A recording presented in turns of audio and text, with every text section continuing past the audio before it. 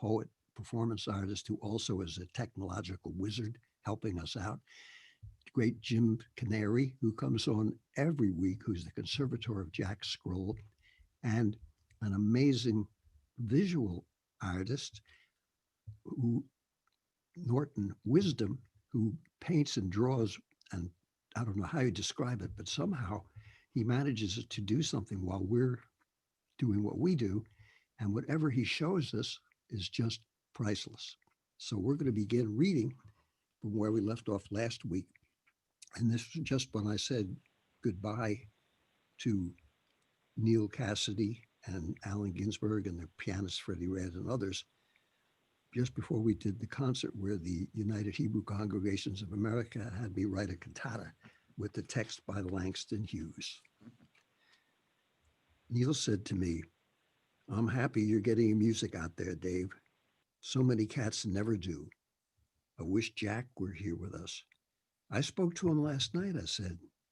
"He sends his love, Neil. He misses everybody." "Not as much as I miss him," said Neil. "He and Carolyn, they're my heart. I've lost them. The train's left without me. I'm stranded in the station." Alan and Peter Orlovsky had on the same clothes they've been wearing all week at the concert, and they were both reading books, which they continued to do during the whole concert, somehow deciphering the words under the dim light that was left on the back of the auditorium where we were seated. My piece was played and was the kind of performance composers rarely get. The soloists and chorus were beautifully prepared. The orchestra, under the direction of Gerhard Samuels, balanced perfectly with one another, and the soloists and chorus. Langston's words stood out and shined like jewels surrounded by the music. There was a standing ovation, and the energy field created by an audience of over 1,000 rabbis with their wives from all over the country transformed the San Francisco Opera House for the moment into a gigantic bar mitzvah.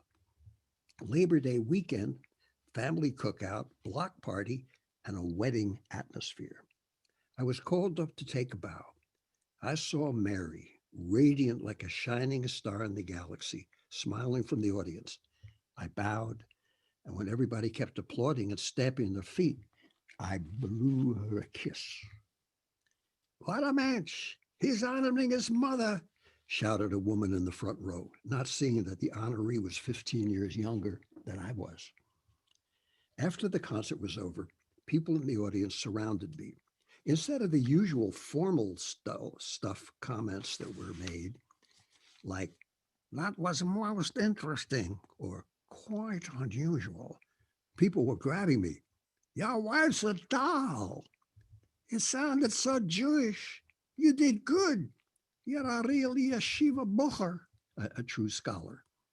"Those pants are too short. Why can't you get your wife to fix them?" "How can you write music for all these people? Are your parents here?"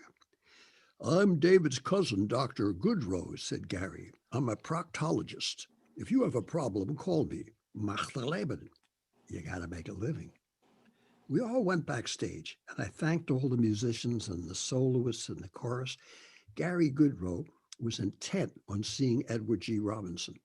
Finally, his chance came as Edward G. Robinson walked slowly towards the exit, still in a blissful state after his moving performance as the evening's narrator. "Mr. Robinson! Mr. Robinson!" yelled Gary, running up to him. "Yes," said Edward G. Robinson, giving Gary a baleful stare. "Mr. Robinson, I'm Father Francis O'Donnell." Gary lifted up a miniature rubby squeaky Madonna doll, like someone giving a hex sign at eye level, and pushed it as rapidly as possible, filling the backstage area with a series of squeaks that sounded like a Mickey Mouse soundtrack. "Mr. Robinson," Gary intoned in a perfect Irish brogue, "I demand equal time." Edward G. Robinson broke into his famous Little Caesar snarl and hunched over. instantly recapturing his immortal screen performance of the legendary gangster of the 1930s. Very funny, he crowed in the bone chilling voice we all grew up hearing of Hollywood's most feared fictitious gangster. Robinson turned on his heel and, in character, walked out the stage door to greet his fans, and everyone backstage applauded. After the concert, we went to Enrico's to celebrate, and Herb Gold held court with his wit. Everybody was talking to anybody who walked by. Neil came over and said goodbye. Tell Jack to take care of his health. He needs to find himself a good woman and hold on to her. We're getting old, Dave. It was great to hear your piece. I could hear Bird and Berlioz and Bach. Most of all, you yourself. I'm going to try to do the same in my writing.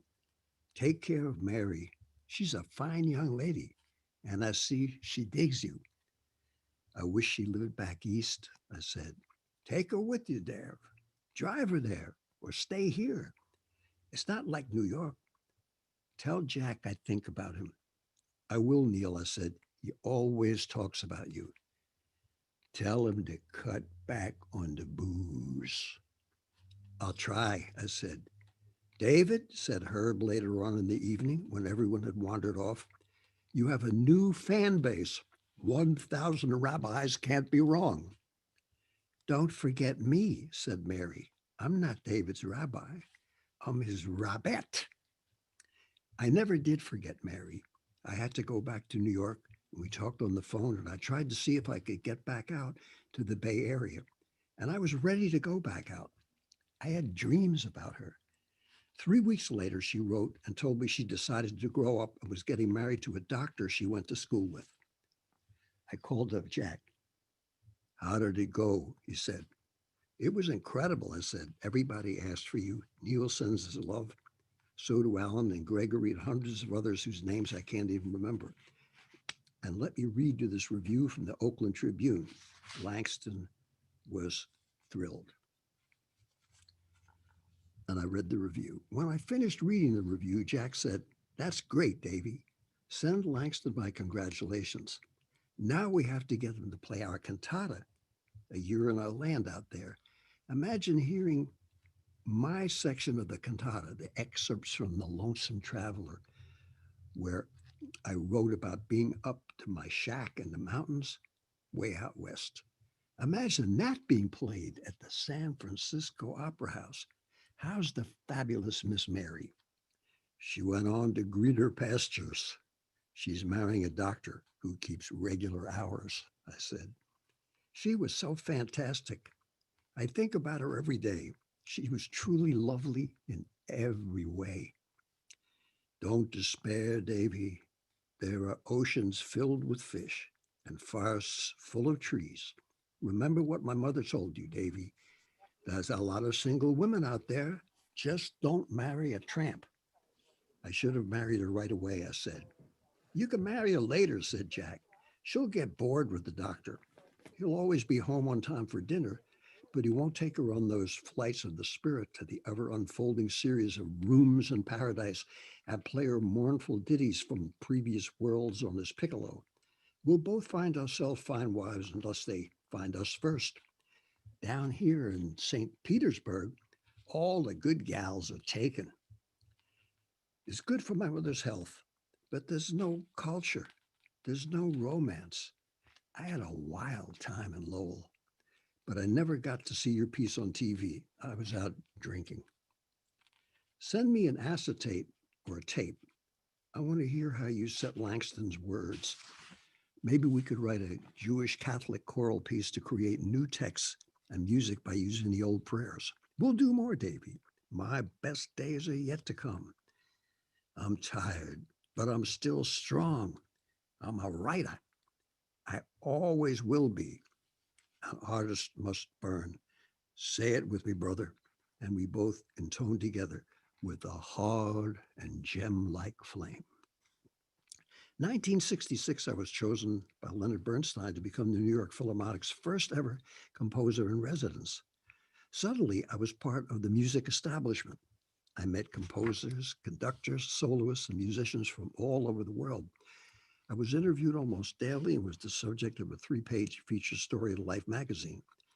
When I reiterated the philosophy that Jack and I shared and put into practice of celebrating spontaneity and formality and the love of all beauty that our society ignores, overlooks, or discards, many at the Philharmonic thought that I was somewhat deranged.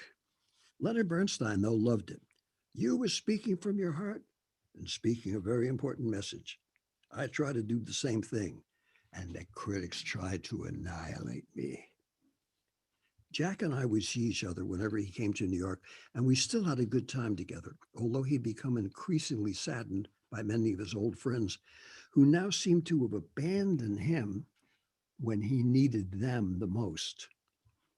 In 1999, I found a carbon copy of the letter that I sent to Jack in 1968. This is what I wrote: 461 6th Avenue, New York, New York, July 17th, 1968. Dear Jack, this is just a note to thank you for the nice card you sent my editor about my book. My book, Vibrations, was recently published. Any word or encouragement for you means a tremendous amount to me personally. First of all, I hope you could see from it what I wrote about you in the book that I actually dig you as much as I said I did. Also, I don't think that you have any idea of how many young people in their teens and 20s are reading your books and love them. I was picked up when my car broke down and driven out to Patchogue, Long Island by a young kid who told me he thought you were the greatest American writer he ever read and had read 5 or 6 of your books. And when I told him I knew you, he spent a whole hour and a half asking me questions about you, about Pull My Daisy, and about some of the things that we had done, about your work and your other books. At all the colleges I've been lecturing, people ask me about you when they find out I ever knew you. You should be proud because you have a whole following of a new generation.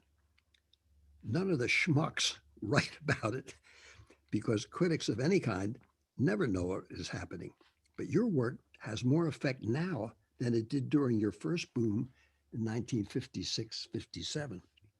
I have been working my ass off and finished my opera, and now I'm starting with some more pieces, and I'm out here at Fire Island in Long Island. Lenny Gross and I miss you, and so does everyone else out around Northport. I saw you Salt about 2 months ago and Alan a few months ago, also Gregory and a few other people. I've been working so hard, I usually just go out at night when I'm in town to Casey's Bar around the corner and play the horn.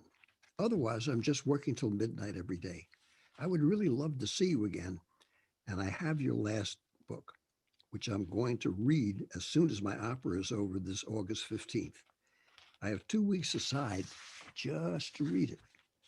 If my book does all right, I think it will be a big help to get my music performed, and maybe they'll play that cantata we wrote again, where I set that piece of yours to music. And if they do, I'll try to get you a better tape of it. I hope you and your wife Stella are well. And if you ever do get to New York and you get a minute, call me because I really miss you and would like to see you even for a little while. Keep wailing as only you can do, and I'll see you telepathically, if not by any other way soon. Cheers and blessings like always, David. In the fall, I was thrilled to see that members of the Houston Symphony were going to give a special concert of my symphonic music where I would also conduct my own works, including A Year in Our Land, and also have my jazz quartet perform independently, where during the course of the evening, I would be a composer, conductor, and a performer of my own jazz compositions with my own jazz ensemble. Nothing like this had ever been done before, but thanks to Andre Previn, who could do the same thing so brilliantly himself, I was given the opportunity to fulfill a dream that Jack and I always talked about. Formality and spontaneity were appearing hand in hand in Texas, and I was at the helm. When I got to Houston to start rehearsing all of my music, which included our cantata, A Year in Our Land, I saw my old friend Jim Tankersley from the 7th Army Symphony. Jim had helped coordinate members of the Houston Symphony and found a great chorus from Southern Methodist University, prepared by Ruthabel Reynolds to sing the cantata. There were also four excellent soloists. The Houston Symphony was a full time ensemble where each player in their respective sections of the orchestra played together year in and year out. Since the cantata was structured to feature each section of the orchestra in the four principal movements, the difference in the playing was like the difference of the infield, the outfield, the pitcher, and the catcher of a major baseball team, all having a great built in rapport as opposed to a pickup game where a team was just thrown together. The freelance orchestra that had played in New York City premiere was terrific, but they only had one rehearsal, and some of the players had never even met one another, much less played Summer in the West. The wind players in the Houston Symphony, who had their music in advance, tore it up. I wish I was Jack were here to hear this, I said to Margot Pace, who'd organized the concert. I wish he were too, she said. I love his books. He has such a big following here in Texas. He writes from the heart. You could feel him talking to you. He's not showing off in his writing. He's talking to you. Did he really sit on top of the mountain for a month? Asked Tankersley. Didn't he miss drinking wine and seeing women? Jack loved those solitary moments, I said, and he loved the idea of meditation, reflective hours spent alone to offset the wild times. It was only after On the Road came out that he felt trapped by having to act like Neil had acted for so many years. All of that wore him out.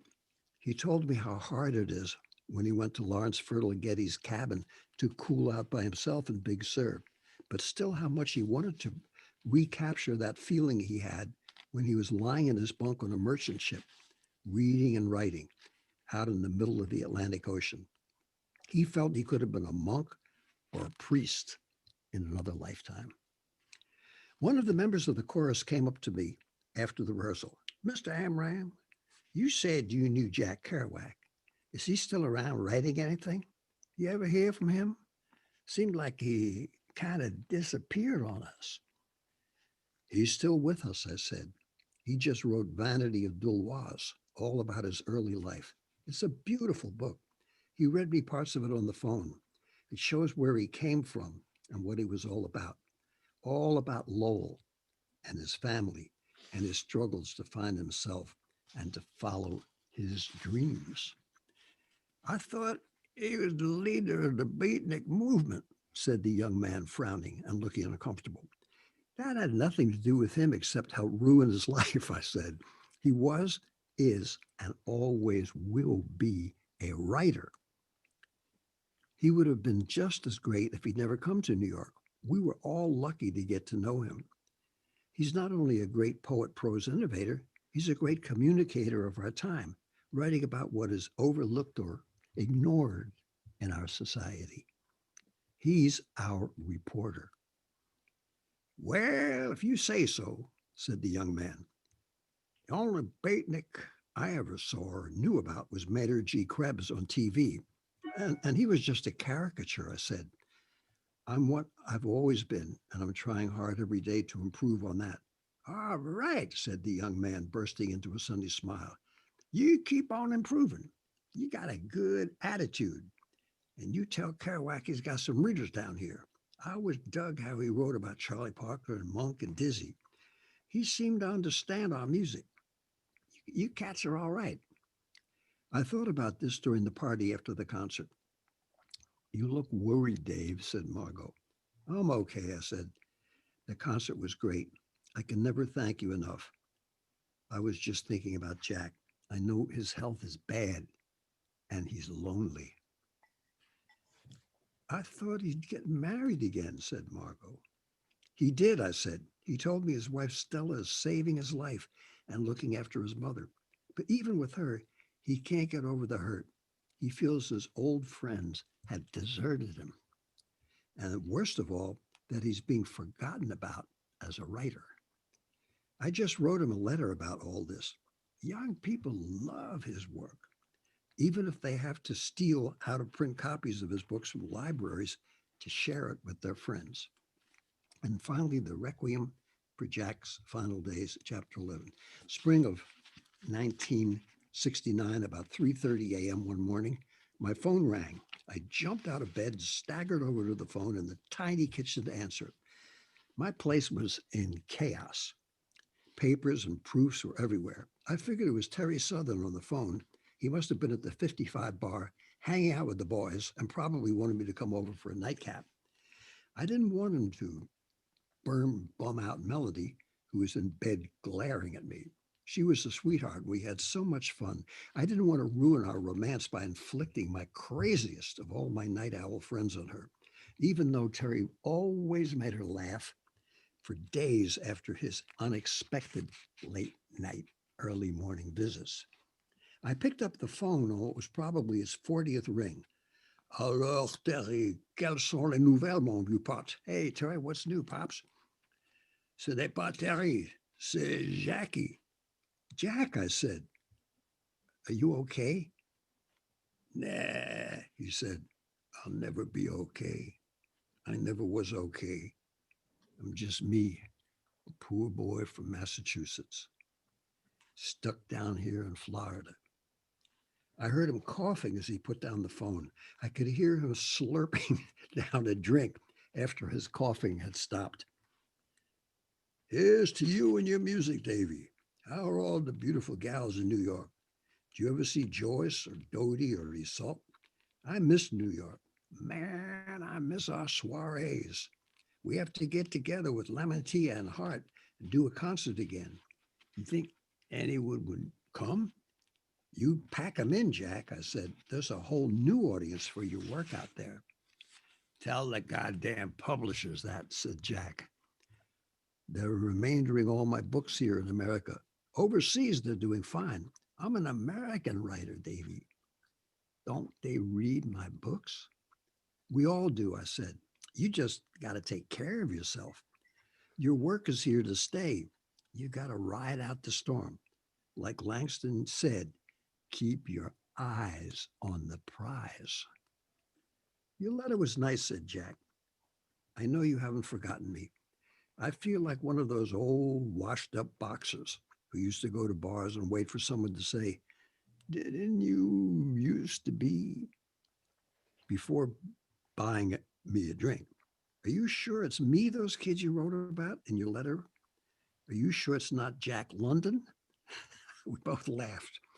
Tell Sari Southern to bring me a bagel, a regular coffee, and not to tell any of his filthy sexist jokes unless I haven't heard them before, said Melody, who had risen from bed. I was now standing behind me in her flowered nightgown, all sweetness and good cheer. Let me speak to that old coot. It's not Terry, Melanie, I said. It's Jack Kerouac calling from Florida. Oh, said Melanie. There goes my breakfast and bagel. Tell him I said hi. Maybe he can come up and visit us. We could drive him out to Northport. Send his wife and mother my best. I'd love to meet them all, but I'm going back to sleep. Be sure and set the alarm.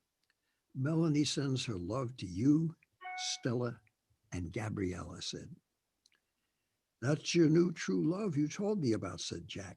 Without the love of women, there's nothing but death. How are Stella and Gabrielle? I asked. Stella is a saint, said Jack. I got in a fight, got busted up, and she's helping me to type till I get better. Ma mère is sick. Stella is keeping us all alive. We have to play together and show all those lost kids about the sunny side of the street. Jack began to scat sing Sunny Side of the Street based on the song, but stopped there for a few seconds. I can't do it, Davy. I'm sick. I heard him put the phone down, cough, and heard the familiar sound of slurping down another drink, followed by a thunderous belch. Davy, get your horn and play me something over the phone. I walked to the other side of the room, crawled under the piano and took out my horn and began playing into the phone. Davy, sweet sounds from all Manhattanos. Have you seen Dizzy? Does he remember the Frenchman, as he so elegantly referred to me, the écrin distingué, moi-même, the distinguished writer me? He must be playing better than ever. I saw him a month ago, I said. He's still carrying his message around the world. He'll never stop either. He knows the world didn't pass him by. He's still waiting for the world to catch up with him. How's the TV documentary they're doing about you coming along? Did they edit out the cantata A Year in Our Land that you did with the Houston Symphony? Did they sing the selections from The Lonesome Traveler okay? It was fantastic, Jack, I said. The chorus, orchestra, and solos were smoking. They love you in Texas. That's good, said Jack. C'est bon. I hope they show it here down in St. Petersburg. How's your book Vibrations doing? Got fantastic reviews, I said. I almost feel guilty since I'm not a writer. Everyone's a writer who's got a story to tell and knows how to tell it, said Jack. I'm working on a new book now. I think it will be a breakthrough and maybe even a movie. It's called Pick. Maybe Visions of Cody will finally get published and my remaindered books will get reissued. Maybe I'll be judged by my words on the page instead of comparing me to beatnik poseurs and dooming me as the fallen king of the beat generation. I wish I'd never used that goddamn expression. I'm an author, Davy. I'm a writer. By your works ye shall be known. Amen, I said. Been to Mass? Said Jack. Not since I went with you, I said. I'll say some prayers for you, Davy.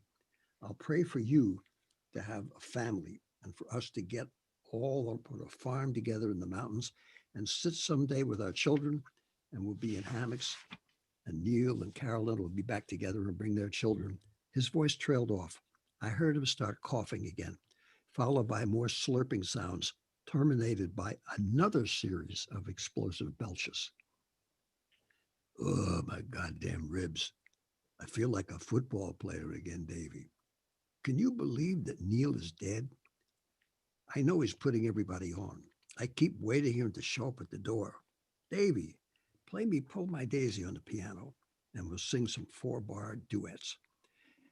I yanked the phone with this huge extension cord from the other side of the room, tucked the phone between my chin and collarbone, and began playing and singing Pull My Daisy.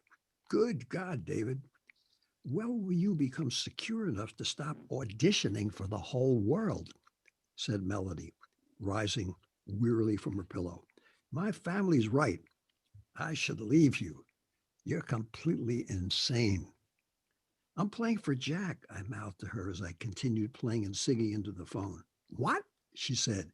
This is for Jack Kerouac, I yelled. Oh, said Melanie. All right. Don't forget to wake me.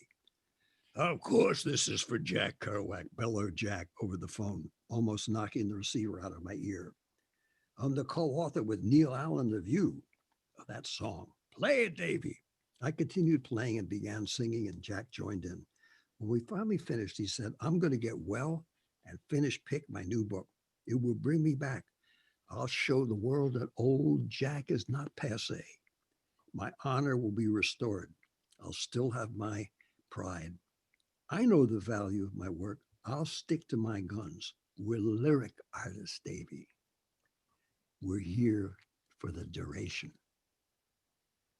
Give my love to Stella and Gabrielle. Tell your mother I said Lenny Gross is happily married, and I will be someday soon, I hope. And I'll keep my promise to her that I'll never marry a tramp. I'll come to the wedding, Davy, said Jack. Our best days are yet to come.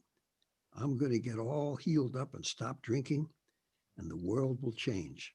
I keep having dreams of moving back to Lowell and seeing everybody happy again and coming to visit in New York and having parties at Lucian's house and having all of us together again. Lucian, the kids, Dodie, Joyce, Bob Donlin, Holmes, Jewel, Sterling. His voice trailed off. He began coughing again. This time there were no more slurping sounds. One more thing, Davy. Why I called, other than to be sure that you and your sweetheart were still loving each other every day. When I get back on my feet, you have those parts of On the Road for narrator and orchestra. You can conduct the symphony and I'll narrate and we can go around the world. Some of the passages be accompanied by you playing spontaneously on the piano, then jumping back on the podium and conducting what you've written down. The spontaneous and the formal, spontaneity and formality.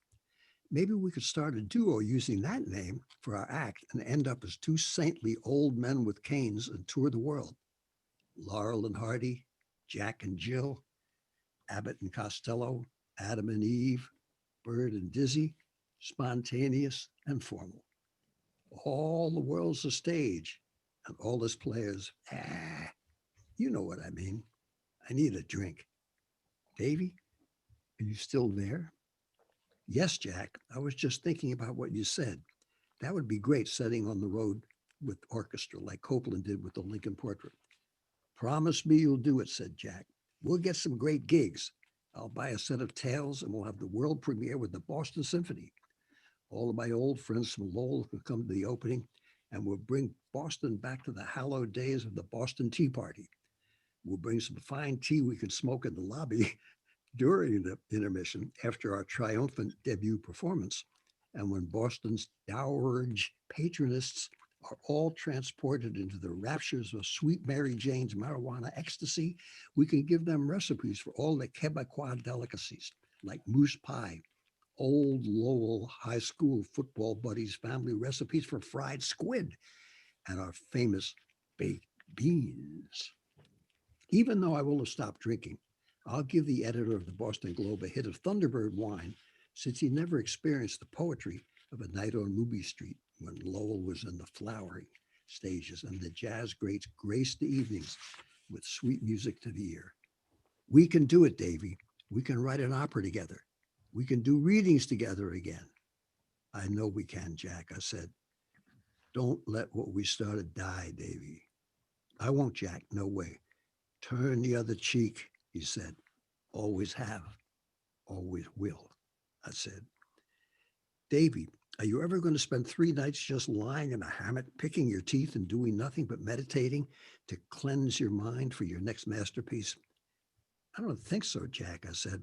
I don't have the time for that. Me neither, said Jack. I was just checking. I'll see you this summer. We'll go to Northport, the Gunther's Bar with Stanley Twardowitz and find Adolf the Clamor and go out on his boat and shock the New York intelligentsia when they see the new Jack Kerouac drinking ginger ale like his old compatriot Davy, and we'll storm New York. We'll go to the Figaro. We'll ask about where to find an old farm in the mountains where we can all be together. Sounds like a perfect plan to me, Jack, I said. I always plan perfectly, said Jack. Sometimes the plans don't pan out. Without the love of women, there's nothing but death. Give Melanie a kiss and be good to her. I'll be bientôt, Jack, I said. I hung up the phone. God, you and Jack had such long conversations, said Melody, now awake for the day. He must be terribly lonely down there in Florida, away from all of his old friends. He is, I said. Any of us would be. But he's looking after his mother and trying to find peace in his life with Stella so that he can write more. He's never gotten over the death of Neil. I can hear the pain in his voice that was never there before. He has to stop drinking, but that's the only way he can stop the pain, and it's killing him. I don't know what to do. All you can do is make him know you love him, said Melanie. You can take care of yourself. Don't kill yourself. Don't be self destructive. You guys are so desperate to prove to the world that you are right about what you believe in. Stop trying to prove so much. Just do your work. Enjoy the simple things and learn how to relax. Let yourself be loved. I've got to go to work. Good luck finishing your horn concerto. Let's go to Casey's tonight for dinner. When I get back, you can bring your horn and sit in with Freddie Red, and we'll get home early and both get a good night's sleep. There's not much to understand, she said. I said, I love you, Melanie. You're so understanding. She said, All you guys just need to calm down and grow up. If I wanted to be with a dentist, I wouldn't have chosen you. I'm glad you and Jack talked. I know how much you love each other and how much you worry about him. Aren't you glad you spoke and played music on the phone? You're the most positive person I've ever met in my life. Why do you look so sad? You guys will get together soon. I hope so, I said, but I don't know. He didn't sound right. He'll be fine, said Melanie. All those ex-football players live forever. I'll see you tonight and we'll go to Casey's for dinner. And next week, we will read some more from the book. But now we have a wonderful chance to have what's called an intermission, but it's actually a chance to see some wonderful videos, including one made from probably the finest movie any of us know about so far of Jack Kerouac and Lowell, and it's called Lowell Blues. All the narration are by people, Carolyn Cassidy, Johnny Depp, people who loved Kerouac, myself, people who loved Kerouac's work, and all the pictures you see are Lowell of back then and the Lowell of now. So when people say to me, could you please let us know what it was like being with Jack Kerouac, I say two things. Read his books. That's exactly what he was like. And go to Lowell, Massachusetts. If you can't go to the festival, go there anytime. And you'll see something that will really make you feel good about wherever you're from and whoever you are. So now we want to thank again Pamela Dickerson, who made all this possible, Anthony Demarbieu, who is making it possible, Mr. James Canary, the keeper of the scroll of On the Road, and all of our wonderful guests. And then we're going to hear from the person who has written so beautifully about this, a resident of Nashua, where Jack's mother, father, and daughter are buried, and 15 miles from Lowell, Mr. Steve Eddington. But now it's time for us to see a beautiful video, and we thank all of you for on this Sunday night for joining us.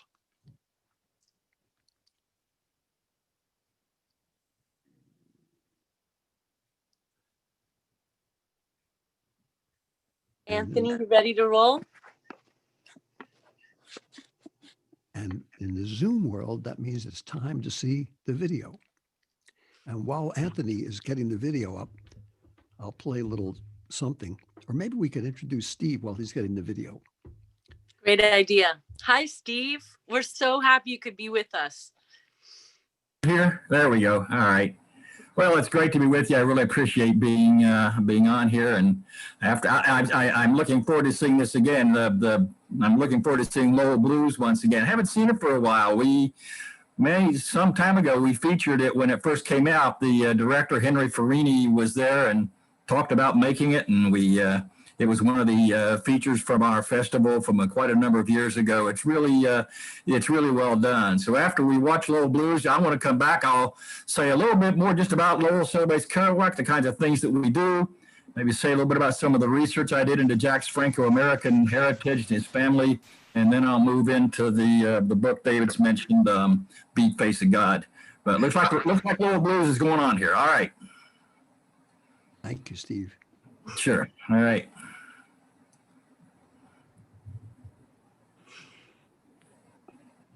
And now, folks, for your dining entertainment, we're going to see Lowell Blues. And that's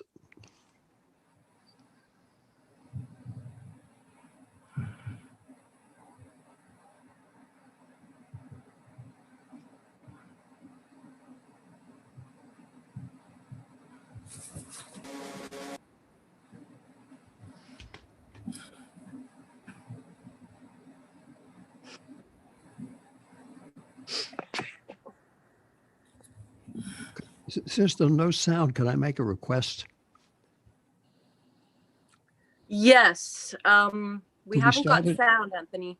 Could we start it again with the sound? It's so wonderful.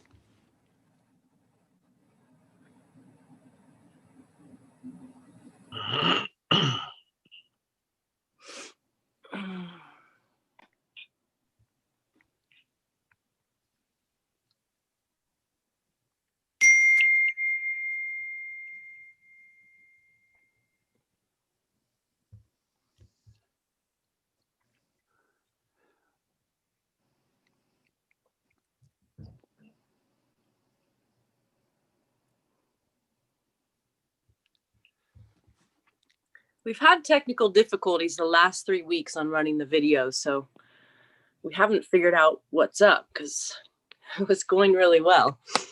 Well, it was maybe while he's fixing the video, we could have Steve speak, and that way the people will have something to look forward to. Okay.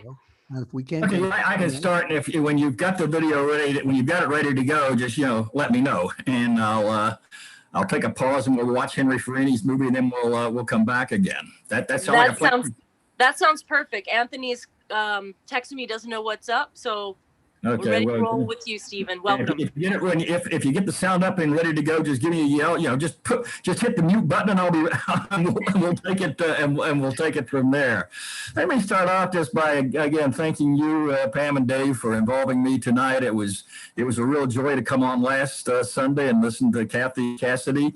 She was one of our guest speakers at the 2019 Lowell Celebrates Kerouac Festival. We didn't have one this past October for reasons that I assume are obvious. But let me back up a little bit and take a running start at this. I don't know how many of you have had the opportunity to see a really fine documentary that Jim Sampas made called One Fast Move and I'm Gone. One Fast Move or I'm Gone. That's a line from Jack Kerouac's novel Big Sur, and the documentary Jim made was about that Dave mentioned this in his reading, about the time that Jack spent at Bixby Canyon, sort of trying to get himself righted again after sort of fame had overtaken him and was overwhelming him. Anyway, at the very beginning of that film, before it gets into the documentary, before it gets into the people itself, this line comes up on the screen that says, "If all you know about Kerouac is what you've read in On the Road, then you don't know Jack." Now, the point of that is, it was not to disparage On the Road. Let me take a little side trip on that. Back at the turn of the century, as the year 2000 came up, the Modern Library Organization named On the Road as one of the 100 most significant novels in American fiction in the 20th century, ranked at 55th. And a little bit later, Time Magazine, 2005, Time Magazine cited On the Road as one of the 100 best English language novels published between 1923 and 2005. So there's no question that On the Road has its well-deserved place in the American literary pantheon. And James, just really appreciate all the work you do to take that manuscript all over the world for people to see it, and some of the programs that are built around it. So back to that line, though, if all you know of Kerouac is what you've said and On the Road, you don't know Jack. It's not a slam at On the Road at all. It's just a way of saying that novel by itself, and as wonderful as it is, that it does not fully or adequately define Jack Kerouac and who he is and what his whole life was about. That's the point we're trying to make with that line. And so that's the mission of Lowell Celebrates Kerouac, is to hold up the Lowell part of Jack Kerouac. I think David alluded to this. If you really want to get Kerouac, you need to come to Lowell. Whether you can do it for our annual festival, which happens over the second weekend in October, or any other time you want to come. And those of us on the Lowell Celebrates Kerouac committee, and you can arrange this through our website. We're always glad to meet people, give them tours of Lowell, show them the places where Jack lived, the neighborhoods that he writes about. They still look remarkably similar to the way Jack described them in his Lowell-based novels. So yeah, come to Lowell. Now, a little bit about how Lowell Celebrates Kerouac came into being. The organization was founded in 1986. A group of people came together, largely under the direction of Paul Marion and a few other folks, Roger Brunel, because they wanted to build what became the Jack Kerouac Commemorative. It's in a park in downtown Lowell. It consists of an arrangement of these marble structures, these triangular marble structures with inscriptions from Jack Kerouac's works on them. And so in building the Jack Kerouac Commemorative, the dedication for the commemorative was held in the summer and August of 1988. And the organization that had come together to build the commemorative put on a big kickoff for it. A lot of the luminaries of Kerouac's friends were there. Stella Sampas was still alive at that point, so she was there. And the group was called Lowell Celebrates Kerouac.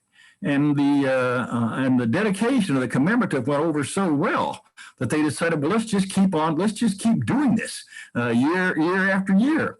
And so that led into having the annual Jack Kerouac festivals. They had them at different times in the summer, the early fall, and we finally settled on having them on the second weekend in October.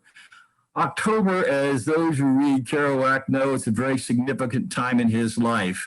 And On the Road, I'm sure you're the passage in On the Road, where after he's had his connection there, his time with the woman he calls B. Franco in Southern California, picking cotton in the fields around California, he decides it's time to go back home.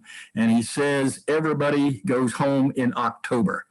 So everybody goes home in October. That's one of the great lines, one of the many great lines in On the Road. And since Jack was from Lowell, and Lowell was his home, and then also tragically, as David led up to, he also passed away in October.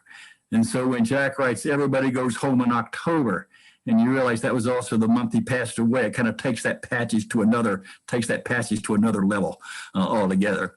So that is why we finally settled on having our annual festivals in Lowell, usually either over the first or the second weekend in October, whichever works out best for the calendar.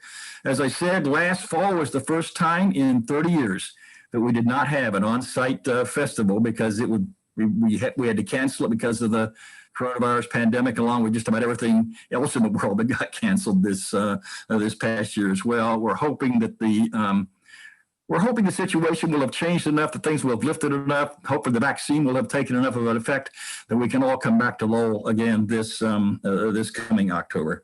And one of the mainstays of our festivals I think for almost the past 20 years now, is David coming up to Lowell from his home there in New York to be a part of it. And sometimes he comes on his own. Very often he brings two of his accompanists, his drummer Kevin Twigg, and his bassist Renee, whose last name I'm blocking on right now.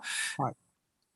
Renee Hart, yes. And then David's son Adam will come with him from time to time too. And David he gives a lot of his time over the course of that weekend, coming to a number of our events. One of the things that we do is we have a poetry competition at Lowell High School on the Friday morning of the festival with judges and prizes and all the rest of that. And David comes to that to tell some of the stories to the Lowell High School students that he's telling in his book about what it was like to be with Jack and to inspire those students to follow their own muse and to develop their own artistic and literary talents. And I know it's very important for those high school kids at Lowell High, which probably has one of the more diverse racial, ethnic populations of about any high school you would find. Lowell is an immigrant community all along. And so for David to come up every year, almost every year that his schedule permits, which is practically every year, and to be a part of that festival, to share some of his experiences with his high school kids. And then the thing we wrap up the festival on Sunday afternoon with something called the Amram Jam. And that's where David and his accompanists all they get together, and it's an open mic. People can come read either a poem, a piece of prose. We have to put some sort of a time limit on it because there are so many people who want to do it. So the Amram Jam is the culmination of our festivals, and people come up and with David and Renee and Kevin and Adam playing behind them, they read their stuff, and I know it's a real kick for those people to come up and read their work, knowing that they are being accompanied by the same person that accompanied Jack Kerouac way back in the day. I know that's very important and very meaningful for them. So like I said, our festival itself, I see a couple of our committee people are out there. Judith Bissett, who is now I'm a past president and the current treasurer of Lowell Celebrates Kerouac. I'm a 25-year committee member. I see Judith is out there joining us by phone. Another committee member I'm seeing is John McDermott. There's about a dozen of us. We meet year round to put on these annual festivals. We usually do a somewhat smaller, much more low-key thing around Jack's birthday on March the 12th. That's mainly because even in the middle of March, you're rolling the dice with the New England weather. And so that's why we have our big, in addition to the reasons already said about everybody goes home in October, New England is much more weather friendly in early October than it is in the middle of March. And so we're a group of us. We meet year round. We're an all volunteer organization. We have no paid staff. We have no office, no anything like that. It's just we meet once a month. We usually used to meet in the old Wortham Bar before they had to close it up for the pandemic. We're hoping to get back there again because we refer to the old Wortham Bar in Lowell as, we call that the office. Whenever we need to get together, we say we'll meet at the office, and we're referring to the old Wortham. Jim, you've been there. You know what it's like. But really, no. What I want to say is we are people who really just give up our time for our love of Jack Kerouac and for our reason and for wanting to see his legacy held up and honored. Like I said, no paid staff, no facility. We scrape together whatever kinds of money we can each year to put on our festivals, and we just do it. We've been doing it for 30 years, and I just feel honored to have been a part of that organization. And again, I want to salute David for the role that he's played in Lowell Celebrates Kerouac and making us and helping to make us the kind of organization that we want to be. So check our website, lowellcelebrateskerouac.org, and we'll let you know what we're going to be. The situation probably is we're not going to be able to do. We haven't decided this for sure yet, but I'd say the chances of our doing any kind of on-site birthday observance in March are pretty slim. It looks like we're still going to be dealing with this pandemic up through the spring. Like I said, we're hoping things have cleared up enough that we can have everybody come back to Lowell again in this October. So just keep posted. Just keep looking at our website and see what's gonna happen when, and we hope we can have you back there. So, okay, that's the LCK piece of what I wanted to do. How are we doing? How are we doing with Lowell Blues? And shall I keep going, or do you want me to? Do we have Lowell Blues good to go, or should I just keep on keeping on here? Yeah, I would say let's keep on keeping on. And you know what? We'd really like to hear about some of the books you've written. Okay, well, that's the next stop. That's the next stop. Yeah, I live in Nashua, New Hampshire. That's where I am this evening. Nashua is about a 20-minute drive. It's right on the New Hampshire, Massachusetts border. And so it's right there. And I'm about 20 minutes north of Lowell. So I came to Nashua in 1988 to be the minister of the Unitarian Universalist Church there. I'm not going to get on my soapbox about that, except to say Unitarian Universalism is a very liberal Protestant religion, originated within Christianity, but now our precept is that you can find wisdom and insight and guidance from a number of the world's religious traditions, including but not limited to Christianity. It's a very universalistic kind of approach to religion. I came to Nashua then to be the minister at the Unitarian Universalist Church. I came in 1988, the same year that the Kerouac commemorative was dedicated, but I didn't know it at the time. A year later, I found out that there was this organization down in Lowell that put on these Kerouac festivals every year. And so I came down to just kind of check it out. The two featured readers by First LCK, that was there. They had it in August then. Like I said, we moved to October a little later.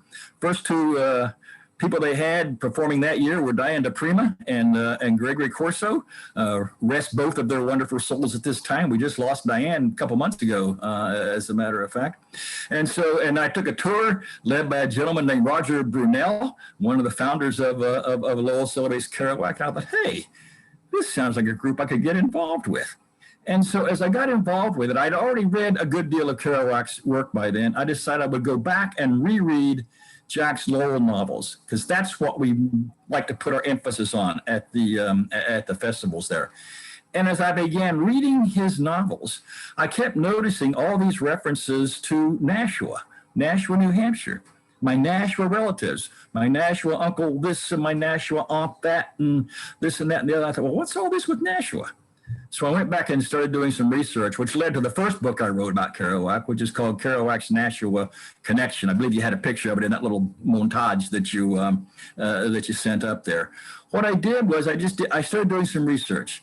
I learned about how Jack Kerouac's grandparents, Jean-Baptiste Kerouac and Clementine Bernier Kerouac, whom Jack mentions in his introduction to Lonesome Traveler, came to Nashua in 1890 with their family, their sons and their daughters. Their youngest son was a year-old infant named Leo, or Leon Alcide Francis Kerouac, better known as Leo Kerouac. So, and that was a person who became Jack's father. And so the Kerouacs grew up in Nashua. They met their spouses. They got married. They moved into their jobs. Leo learned his trade as a printer, and first as an apprentice and then a printer. And he was running a French language newspaper in Nashua called L'Impartial. And right around the time that Leo, and that was where he met Jack's mother, Gabrielle. Right around the time that Leo and Gabrielle got married, Leo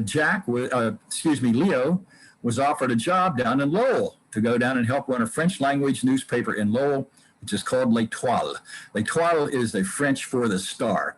The English language newspaper in Lowell is the Sun, so calling the French language newspaper the Star was kind of like a counterpoint to the Sun and L'Étoile. So Leo went to Lowell with his bride at that point, Gabrielle, and settled in there, and that was where they raised their family. And I sometimes joke around. I do a tour of the Nashua sites of that Kerouac writes about in his Lowell-based novels. And I say, you know, if Leo hadn't gotten that job down there in Lowell, this could be Nashua celebrates Kerouac instead of Lowell celebrates Kerouac. But that's the way it works. So, but working on that book, working on the on Kerouac's Nashua connection, working on that book, I really developed an appreciation for the French Canadian piece of Jack Kerouac, and how that ancestry and how that culture influenced his writings. I came to learn that for all the amazing things that Jack Kerouac did with the English language, it was not his primary language. He grew up in a French-speaking home. He didn't start speaking English until he was 6 years old, and went to school. The French Canadian French was his initial language, and he remained very fluent in it throughout his life. And if you read his novels really closely, I don't have time to get into it now. If Roger Brunel were here, he could tell you a little more. There are any number of places in his novels, both his Lowell-based novels and his other places, where he does this play on words between French and English. And so he never stopped using that language. And his mother, that remained his mother's primary language throughout her life. And whenever Jack and his mother would talk, they would almost always converse in French. In fact, I think in her book, Nobody's Wife, Jack's first wife, Joan Haverty, would say sometimes when the three of them would be visiting with Jack's mother, and Jack wanted to have his conversation with his mom, and he maybe wanted to keep some things out of it for Joan, or maybe it was the other way around. He and his mom would speak in French, so they would know what they were talking about. Well, anyway, as I did all that research and took a look at who some of these relatives were, that was what gave me the book, Kerouac's Nashua Connection. And where I'm living right now is about a 5 to 10 minute drive, depending on how the traffic is run, from the St. Louis Degenzog Cemetery, which is where Jack's where Jack's mother and father, Leo and Gabrielle, are buried there, as well as Gerard. If you've read Visions of Gerard, you know that cemetery site there is a very sacred place. When I do my tours of Nashua, and we end up at the cemetery and we're standing there by the grave marker for Leo and Gabrielle and Gerard Kerouac, that's 3 of Jack Kerouac's novels end on that spot. The Town and the City, Visions of Gerard, and the one David mentioned, Vanity of Douloureuse, they all end at that grave site here in Nashua. And as I've gone there, and when I read those concluding passages from Visions of Gerard, I mean, I actually had people stand there and weep about that. And the other piece I'll mention in here too is when Jack's daughter Jan Kerouac died, and there's a backstory to this that I'm not gonna get into. But when she died, she had made contact with some of the French Canadian Kerouacs. And so her request when she passed away I believe it was in June of 1995, she asked if her ashes could be interred with her grandparents and with her uncle Gerard at the St. Louis Cemetery. And so some of the French Canadian Kerouacs that she'd made contact with made arrangements 1 year to the day from the time she had died to have a memorial mass celebrated for Jan at the St. Louis de Gonzague Church, and then, as her wishes were, her ashes were interred at the St. Louis Cemetery. And here's where just indulge me with this little story here, because it's still so much with me. I was invited by some of the French Canadian Kerouacs who had connected with Jan to come and attend that mass at the St. Louis Church. It so happened that I knew the priest there pretty well because he had given me access to those church records when I was working on my Kerouac's National Connection book. So I went to the mass. And they had the mass, and they said, now we will go to the St. Louis Cemetery to inter the ashes. And the priest had to change from whatever vestments he was wearing then to another set of vestments. And he looked around and he realized that there was nobody in the room there who actually knew how to get to the cemetery. And he kind of saw me standing off to the side, almost as if he had planned it. He said, Reverend Eddington will lead you to the cemetery for the burial of Jan's ashes. And I thought, okay. And so I got in my car, and since I was the one who knew the way, I had to be at the front. Car right behind me with Jan's ashes, and then the other people behind that. And I pulled out of the church parking lot and headed toward the cemetery, and I thought, good God, how did it ever happen that I'm leading the funeral procession for Jack Kerouac's daughter? It was just such a moving kind of thing to be. Totally, I had no idea it was going to happen when I left my house that morning to go to that mass, and to find myself leading the procession to take the remains of Jan Kerouac to that cemetery was well, I don't want to get too far into it, but it was a very emotional experience for me. It kind of gave me I felt kind of a connection with Kerouac. I am taking your daughter's ashes to this cemetery. So that all came out of my writing that book, Kerouac's National Connection. The book was already out by the time that happened, so I didn't have a chance to refer it. So that was how I came to write Kerouac's National Connection. It was because just looking to explore his family, to hold up the French Canadian piece of Jack Kerouac and show how that impacted in his work. And I'm afraid I wrote the book back before these print-on-demand companies came in, so I had to order a whole bunch of copies up front, and I managed to sell them. I hope to get it back into print at some point. All right, moving right along. You still want me to keep yakking along here? Yes, wow. There's a lot you have to say that definitely I haven't heard, so this is fantastic. Steve, can I mention one thing? Yeah. In what I read, I quoted Jack saying, read my books with an S on the end, plural, not read my book, read my books. And he always spoke about that. And we used to talk about the fact that when he wrote a beautiful book called Town and the City, when finally when On the Road became such a success, the critics had to say, well, Town and the City were just a knockoff of Thomas Wolfe. It turns out now, all these years later, we realize that was a great book too. And he loved all of his books. And the book he loved the most, which I mentioned when I read tonight, was When is Visions of Cody going to get published? That got published in 1972 after he had passed away, because Joyce Johnson had won the National Book Award. And as an editor, she was able not to force, but to strongly suggest that maybe they put this wonderful book out. And when he was going to catch a freighter to go to Morocco, Tangiers, he said, no, he said, I got some money now because my road book is coming out. He didn't even ever say it was called On the Road. That to him, he had written 11 books by the time that came out. I only mention that because he always said, read my books. And so when I tell the people, if they're going to speak about Kerouac, I don't say read only On the Road. That was one of his books, like Haydn's early symphonies and Beethoven and Mozart's early symphonies. They were terrific. And then they went on and did something else. And there's early Stravinsky and early Picasso and just about everybody. So all of Jack's books are quite amazing. And I just wanted to mention that because I think there might be some confusion otherwise. Books. And he wrote a good deal of his books. As you know, he completed the manuscript On the Road in 1951. It wasn't published until 1957. And so during that time, that was the 10th version of it. Right. And the original scroll manuscript, which Jim is the curator for, he did that in 3 weeks, working off of his journals. He didn't just write it straight out of his head, working off of his journals and notes. He wrote that in 3 weeks in the spring of 1951. But then it took him 6 more years before it was published, and that was when he wrote a good deal of his other novels. That was one of his more prolific writing periods. Was from 1951 to 1957, and he wrote some of his Lowell-based novels. Then Town of the City, as David mentioned, was his first novel. So 5 of Jack's novels draw on his growing up days. They're based on his days in Lowell.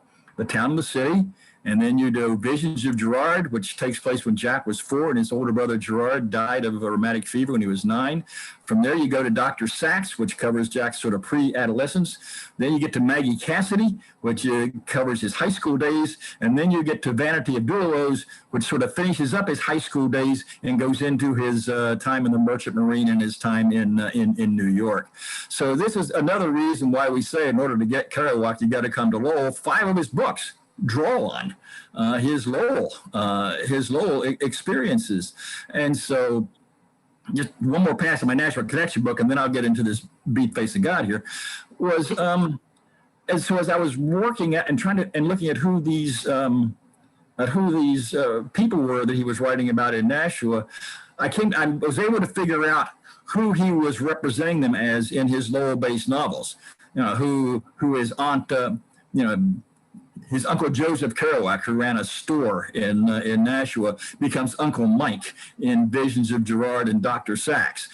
I was able to figure out who the fictionalized versions of these people were, and that was part of why I wrote the book, was to kind of serve as a guide for people who were reading Jack's Lowell novels to see who it was he was actually, that these are real people he's talking about, who these people were that he's writing about in those Lowell-based novels, and more importantly, the kind of impact they had on his life, the influence of his family, and how that helped shape his literary consciousness.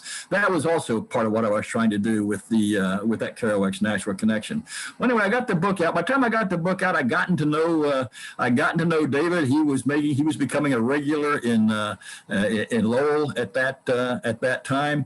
I was getting pretty well settled into what turned out to be a 24-year ministry with the Unitarian Church here in Nashua, and so talking with David and hearing him share some of his stories about the time he knew Jack, and going back and rereading a lot of Jack's novels, I thought, well, maybe there is some way.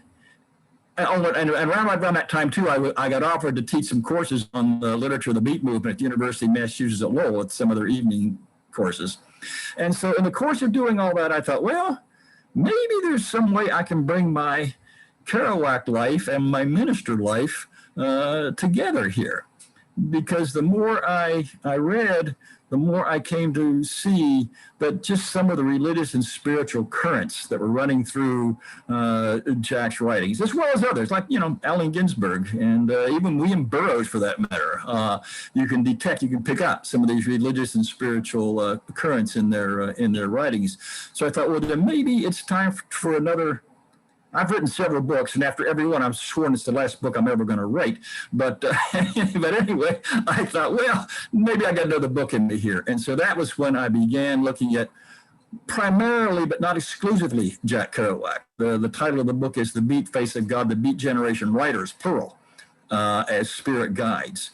And David and I, we talked a little bit about the book, and he very generously and very graciously wrote a really wonderful foreword to it. And so how do I go about this? And I go to what I take as what first is my understanding, what's my definition of religion. And one of my colleagues in the Unitarian Universalist ministry, his name's Forrest Church, he's passed away. He was the son of the late Senator Frank Church from Idaho. My friend Forrest Church, he said, well, religion is, and I write about this in the book. He says, religion is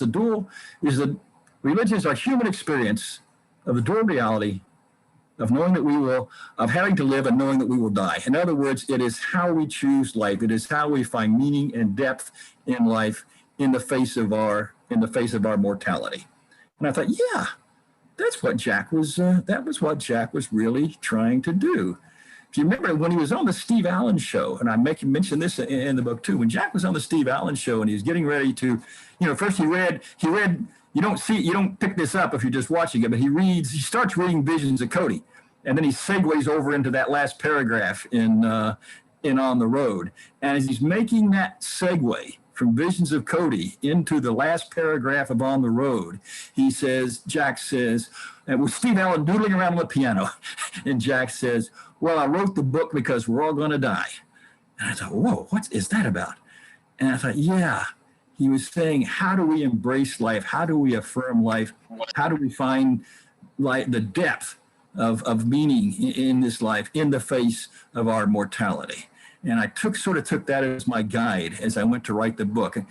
Because shortly after On the Road came out, Jack wrote an essay. I can't remember where it was published now, but he wrote an essay called The Origins of the Beat Generation. And somewhere in that essay, he has the line that says, the Beat Generation is a religious generation. That's a direct quote from Kerouac. So I thought, well, if he is saying the Beat Generation is a religious generation, I'm going to try to figure out, I'm going to probe around it a little bit and see if I can figure out what he meant by that. And I came to see that for all of some of the really wild and crazy things that happen with some of the people that we call Beat Generation writers or people who are part of that scene, I think at the bottom, that was what they were trying to do. They're trying to say, how do I live an authentic, meaningful, in-depth life, especially in face of some of the vacuousness that they were seeing in the 1950s as America as sort of the emerging corporate culture that America was becoming in the post-World War II era. How do we get beyond this and find some meaning? That's what Allen Ginsberg, for all the lines in Howl that I still blanch at a little bit. That's what Allen Ginsberg was also doing when he wrote Howl, when he's writing about all those lines about Moloch. Moloch is this was a Canaanite deity that kind of destroyed. I think they destroyed children, 8 children, or something like that. And Ginsberg took that as his metaphor for a culture he's seeing that was devouring some of its most creative minds. That was the first line of On the Road. The first line of Howl. I saw the best minds of my generation destroyed by madness. So that was it. How do we find real authenticity? How do we find meaning and purpose and spiritual depth in our lives in the face of all that would deny that or would mitigate against that? And I think that's what the beat writers were really about and what they were trying to do. And that was what I was trying to bring up in the book. So I'd say about a third of the book deals with Kerouac. I've got a chapter on Ferlinghetti. I did a chapter on Joyce Johnson and used her book, Come and Join the Dance. First book that she published, a very limited publication. I had to pay some huge amount of money to some antiquarian books dealer just to get the book. And so I got a chapter on Burroughs, chapter on Ginsberg, chapter with Joyce Johnson's Come and Join the Dance, Neil Cassidy chapter in there that I'm reworking for another book that I'm coming out. I'm hoping to get out in time for the Kerouac Centennial. Captain Cassidy's helping me out with that one. So I said, so about a third of the book is Kerouac. The rest of it are some of the other people that I mentioned. And I've got a passage I can read from it, but I think well, maybe defer back to David on a couple of things here. Like I said, David was the one who wrote the foreword to it, and probably said some nicer things about me that I'm not sure I completely deserved or merited, but was glad to have it said anyway. Maybe, David, you want to say a little bit about what you put into the foreword of that book, and we could maybe, if we can't get to the Henry Farini clip, we could do a little Q&A, and then I can finish up by reading a couple of passages from one of the Kerouac chapters. That sounds like a plan. I think, first of all, if they can't show the film tonight, everyone can go on good old YouTube. You just hit your computer anytime, and the entire 30 minutes called Lowell, spelled with 2 L's at the end, Blues, B-L-U-E-S, Lowell Blues. Henry Farini is the director.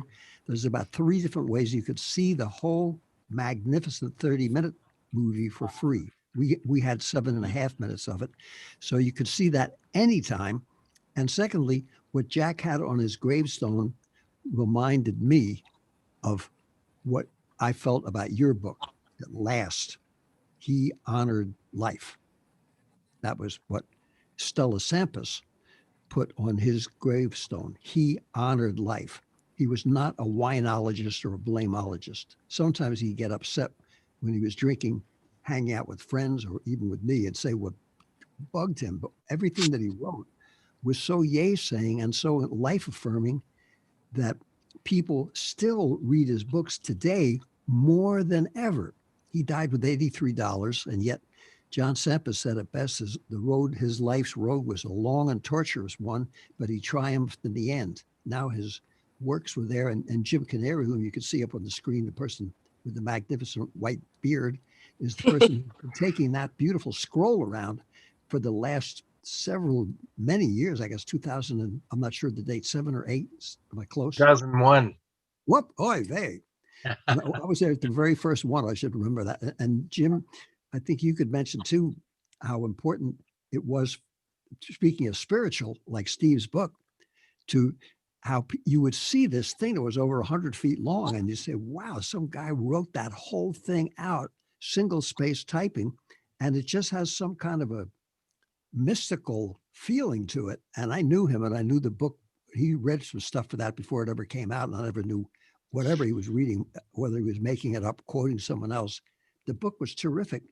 And then when I mentioned, I was hesitant to ever say anything to you. When I finally mentioned it a few months ago, you said you got the same feeling with the scroll every time you unrolled it, rolled it up, take care of it. There's just something magical about that. And it wasn't because Jack fancied himself to be a magician or a cut rate Burger King style spiritual leader, where for $200 you could find nirvana and get strung out like a dope dealer. He was that way. He believed that. He lived that, which most spiritual people do. And you hate to mention the word spiritual because then immediately you want to reach for your wallet because you know some jive ass person trying to rip off your money in the name of spirituality. There is a difference, but there is a thing called the spirit, and you don't talk about that.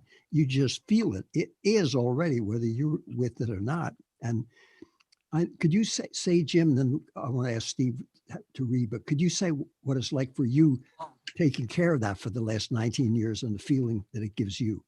Well, every time I handle it or see it close up, it's a spiritual experience. What a wonderful way to approach writing this way. He would type, as you know, 100 words a minute. He wanted to make a way that he could do this in long riffs, like the jazz music that he loves so much. And this was the way to do it, to create these long sections of paper that could go on and on and on, like the road. I mean, like Robert Frank's photograph of the road is so perfect for, it just identifies right with the scroll novel. One of the things I think that I don't think I've ever mentioned before is that there's a new museum in Chicago, the American Writers Museum. And I worked with them, and they were designing the museum and getting ready for their first exhibition. The first writer that they chose to highlight in the American Writers Museum was Jack Kerouac, and they wanted the scroll to be there for that. That, to them, that was the first American writer to highlight in their new museum, which I thought, that says it all, doesn't it? Yes. Yeah. Can I jump in by get my scroll story in here? Okay. I think Jim, this may have been I think we first met in Lowell, and then I met you a few years later because I believe, correct me if I'm right on this or if I'm wrong, was the first place that the scroll was exhibited was at Marquette University in Yeah, that was a ways down the line, but we did meet there again. Yeah. Okay, we met in Marquette. I was by the time the scroll was taken to Marquette, I had been sort of tagged to be the project manager for when the scroll came to Lowell in 2007. And so I thought, well, I'd like to get a kind of a head start on this and see what it looks like. And so when my wife asked me what I wanted for my birthday that year, and I knew the scroll was going to be in Milwaukee, I said, how about a plane ticket to Milwaukee? And so that was my birthday present for that year. So yeah, so I flew out to Milwaukee. I made contact with the guy, I can't remember his name now, who was sort of in charge there at the library. Yeah.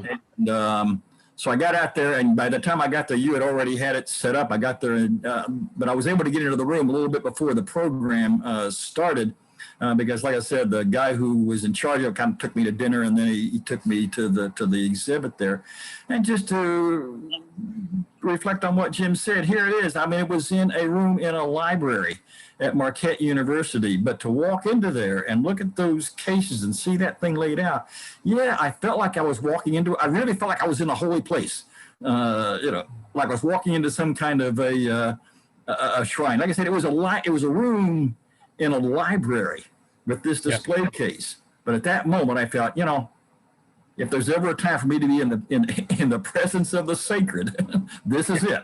Right It's here. amazing. It's really amazing, isn't it? It has that kind of an effect. It really does. So yeah.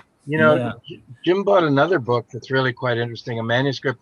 It's the manuscript for the what's the big book, the AA big book, which also I've never seen people respond so intensely to, one, the Kerouac manuscript, and two, the big book. I've seen people stand in a circle around this book, holding hands, tears flowing down their face, because it saved their lives, and they know people whose lives it didn't save, but they know the power of that physical object, which I just think that's incredible. Those are the things I'm around every day that just make my life what it is, Yeah, exactly. Pammy, how you want to invite some other folks just to do a little? I've got a few paragraphs I can read from Beatface here, but it's so. We can. We're going to have people join the conversation for a while, and then we can. I can read a few paragraphs here a little bit later. Can I say one more thing about that? Can I say one thing? Just that Jack's spirituality, knowing him as a person from 1956 until he passed away, he was that way himself. He wasn't writing about it as if he were discussing a topic. And he used to catch all kinds of bad vibes when he'd go to a big sophisticated cocktail party in New York after he became Mr. Big, after being 35 years old and completely unknown, suddenly becoming the man for that year. And he wore that big cross. People would, I said, Jack, what is that? Because it looked like they were staring at him as if he were wearing a swastika. He said, well, they don't like any people who are observant, Catholics, Jews, anybody, because you're supposed to tone down your ethnicity. He believed in that. He believed in the church. He believed in Buddhism. He believed in turning the other cheek. And I always said he would find the most insecure person in the room and purposefully hang out with them because he believed in the teachings of St. Francis. And finally, I was at some party and someone came up to me and said, if that guy's so great, how come he's hanging out with me? So it was a kind of a double-edged sword. And when he said on some of the TV shows, I am touched by the hand of God, or I'm looking for God, people thought he was putting them on. He actually believed that, and he got static for that, but he did honor life, and he honored other people, and he hoped he could foster creativity in others. He was the real deal in terms of having that spirit. And somehow, as hurtful as it was to him in his life, his work shines so much with that people that don't know about all that other stuff and aren't interested read his books and they get that feeling. They're talking to you, they're saying something, and that's a beautiful thing. And that's because that's the way he was. He wasn't faking it or trying to be on a bandwagon. He was that way. Yeah, I'll quickly tag on to that, and then we can open this up. I started off my talking by talking about the Kerouac commemorative in downtown Lowell. I meant to say this then. The way that is designed, the way these marble panels that have his writings on them, the way they are designed, they're designed to show the two spiritual currents in Jack's life. There's like an inner circle of these panels that show for the wheel of Mandela, the wheel of life. That's the Buddhist piece, but then it's all arranged in a crisscross for the Catholic cross. So the whole Jack Kerouac commemorative the design of it is to show the cross currents of Catholicism or Christianity / Catholicism and Buddhism in his life. That's the way it was. That was the way the sculptor designed it. And so those were the two ongoing currents in Kerouac's life. As you probably know, he went through a really strong Buddhist phase for a time. It was published posthumously, but there's a huge book. John Samples was the one who saw that it's got published. It's called Some of the Dharma. Oh, Like it's it's amazing. big. Right now, my phone is sitting on top of Some of the Dharma, Mhm. and probably most people watching this show understand that Jack Kerouac was translating Mahayana Buddhism from French into English. So he was just typing these large books into English. And I think it's an important differentiation, and I'm going to say something right now about it, which is Alan Watts. There's been many insults towards Jack Kerouac, and one of them was from Alan Watts and Zembones, whatever. But there's different kinds of Buddhism. And I think it's interesting that Jack Kerouac liked the Mahayana Buddhism, because the Mahayana Buddhist believe that the right path of a follower will lead to the redemption of all human beings. Hmm. The Hinayana, I'm going to tell you the other ones. The Hinayana believe that each person is responsible for his own fate. Along with these doctrines, there are other Buddhist beliefs, the Zen from Japan and the Hindu Tantric Buddhism from Tibet. But this particular kind of a Buddhism is extra soulful. And Jack Kerouac found 100 principles of Buddhism, which is, yes, in the book you're talking about, Stephen, and insisted that Allen Ginsberg read those 100 principles and take it seriously. So then Allen Ginsberg has become known as, the Buddhist and going to India, but Jack very powerfully there's other gurus that came here, but Jack Kerouac is one of the main people that brought Buddhism to America. Yeah. He lived it. He Yeah. didn't wear a costume. He lived it. Yeah. And he lived being a spiritual person in all ways. That's the first time I ever went to a mass, was with him. I'd never been to mass before, but he did that before. And he made me feel welcome to that and explained that there's a great unknown. Many different people around the world pray differently. We'll never know what it is, but there's something out there and is there whether we know about it or not. And that's true with so many forms of art and beauty. And he understood that great unknown, which is the Native American culture, every culture that has a religion, every place that's got something spiritual does it in their own way, but it's all something we don't understand, but it's there. It's there. And all we can do, like with music or art, is to be a servant of that and humble that we're dealing with something bigger than us, but something that's beautiful and worthy to try to get close to and understand. Yeah, that's right. But this has another one of the last book I got out. It was not focusing on the Beat Generation writers. It's called God Is Not God's Name. And the way I got the title for it was, again, from the fellow I mentioned earlier, Forrest Church. One of his lines was, he says, God is not God's name. God is a name for that which is greater than all and present in all. And I think that's what Kerouac, that's what just playing off what David said. I think that's what they were really searching for. It wasn't, you don't necessarily have to call it God. You can if you want, but there is something there is a spirit, there is a presence that is greater than all and present in all. And I think, again, that's what they were, that's what Jack and a lot of his contemporaries, compatriots were looking for. If anybody else would like to join the conversation here for a second, we'd be glad to do it. Things that we got a little bit of time. I did want to read a couple of passages, but if there's some other folks that'd like to join the discussion, feel free. I assume somebody's monitoring this in terms of muting and unmuting. So yeah. If you have a question, you can unmute yourself. Your mic on the bottom left corner. If anyone has a question. Mm-hmm. Come on. Davey, I'd like to go to Norton and see what is he up to. All right. Ask Norton. Norton.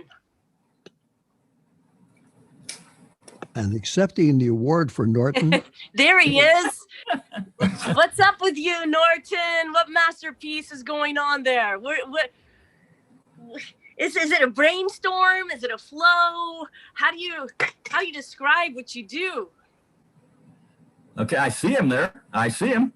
Oh, Norton, you've got to unmic yourself. Bottom left corner. Thank you. There you go.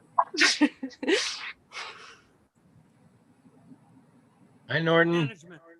Hey, Jim. Crisis management would be the best way of describing what I do.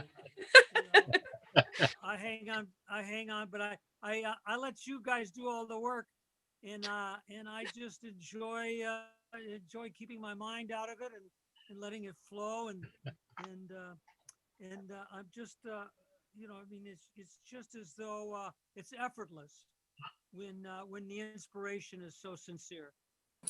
Norton, may I ask you a question? Because you paint a lot of angels, and there's a lot of angels in beat literature. Oh, hi, Joyce. Can I just finish asking a question to Norton? Do you mind? And then you're next. But I might have Norton. How do you feel about angels? You paint a lot of them. They're kind of sexy. I think they're kind of Okay. You know what I mean? That's all I got to say about angels. And you're one of them. You know, look at you. Thank you. Enough said. Enough said. All right, Joyce. Hi. Hi.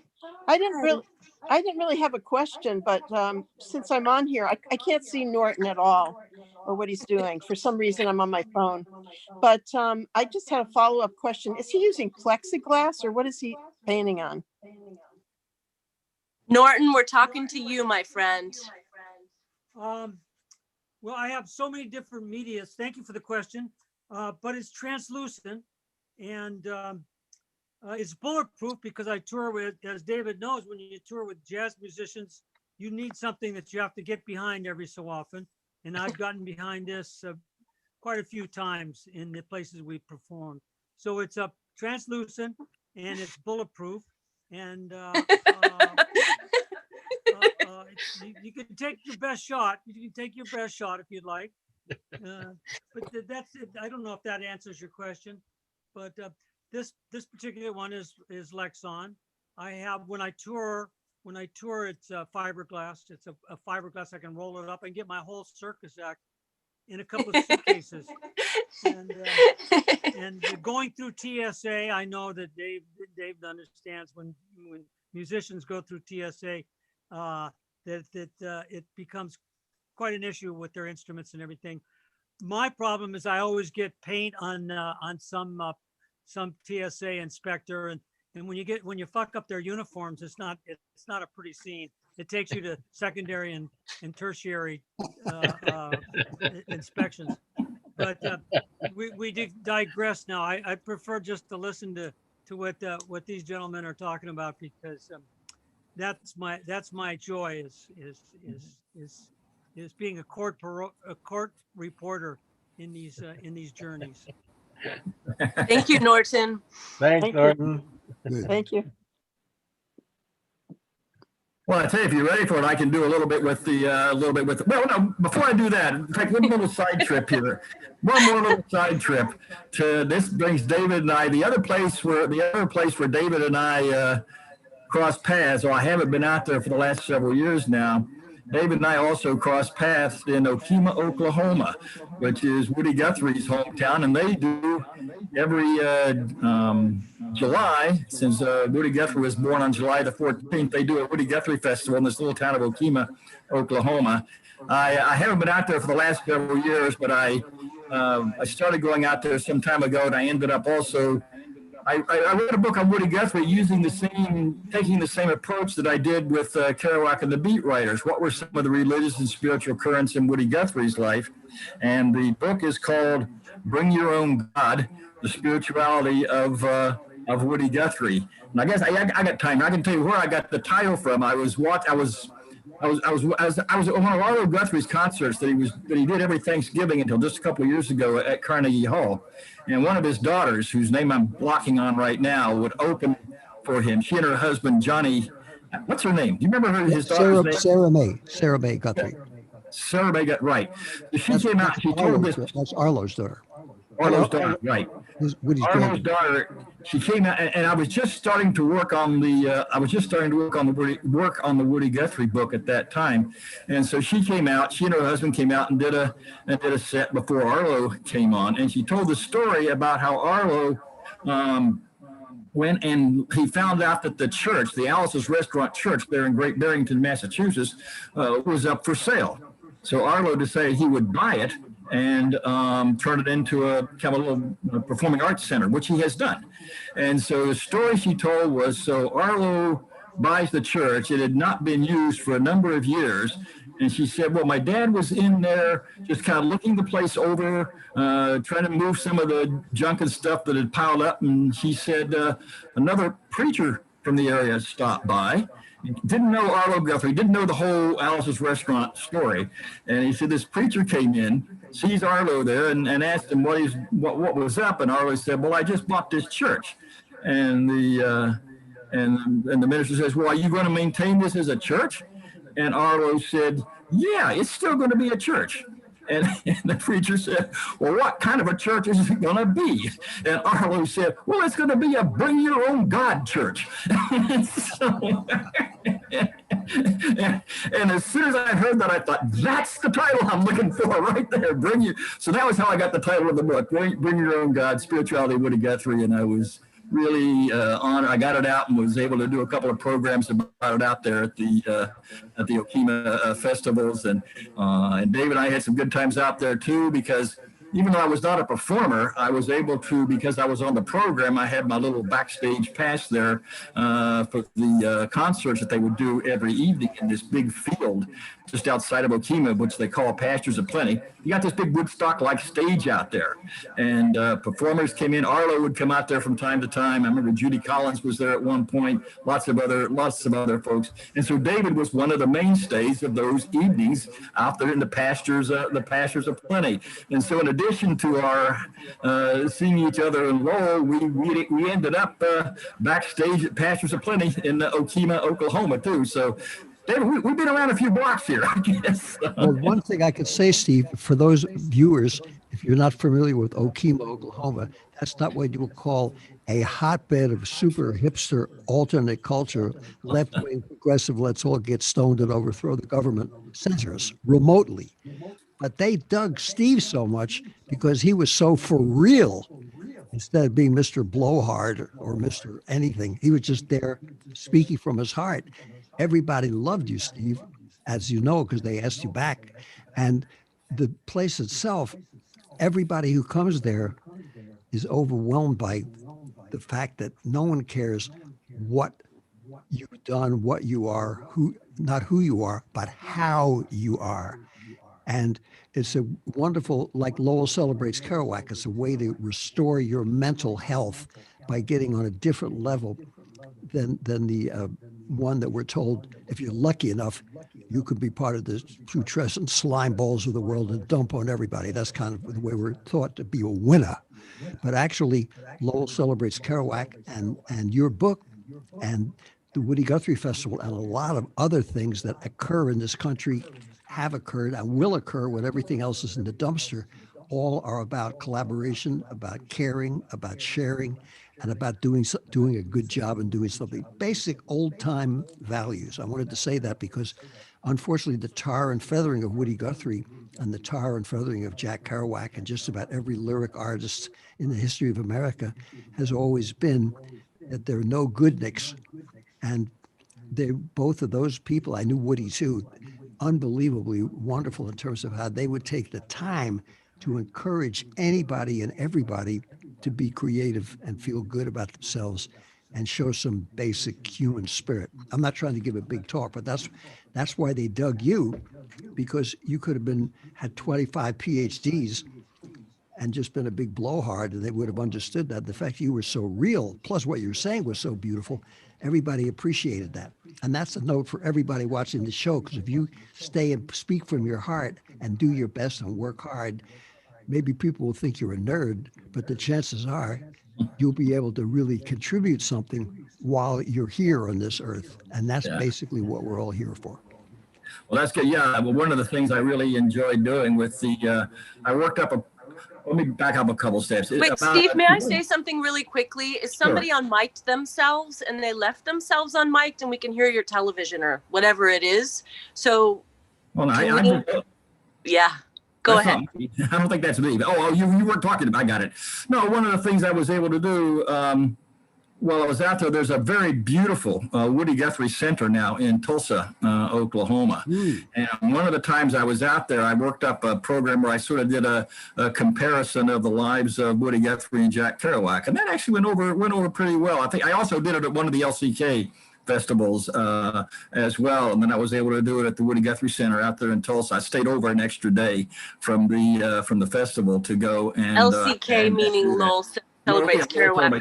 Right, thank you. Yeah, and so that was a lot of fun. And just a quick plug here. The other thing I'm in the middle of involved in doing right now is in Lowell. I've become the convener of kind of a pretty broad-based group in Lowell, various organizations, the National Park, the University, Lowell Celebrates Kerouac, a lot of other places, and we're beginning to make plans for the Jack Kerouac Centennial, which will be in 2022. Jack was born in 1922. He and Woody Guthrie were born 10 years apart. So I was able to be in Okemah for the Woody Guthrie Festival in 2012, and I'm looking forward to helping to organize the Jack Kerouac Festival in 2022. So keep posted on that as well. Okay, we're getting toward I'm going to swing to the book here. Wait, I would like to ask Jim Canary, have you been up to Lowell?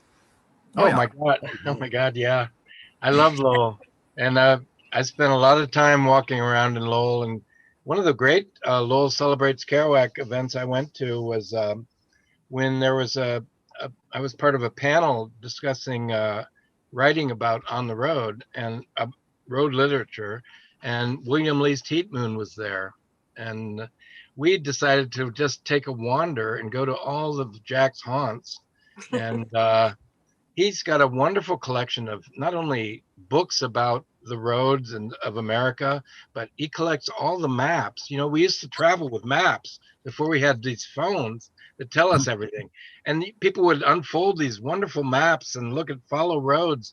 And he wrote a book called Blue Highways about taking the back roads and the more interesting scenic roads, and then finding people who would tell him, well, you ought to go down here and see this or go see that. And that was a fabulous thing to experience. And then I've been many times out to see Jack's grave. In fact, one time I was there and the cemetery closed. I could hardly get a cab to drive me out to a cemetery in the evening.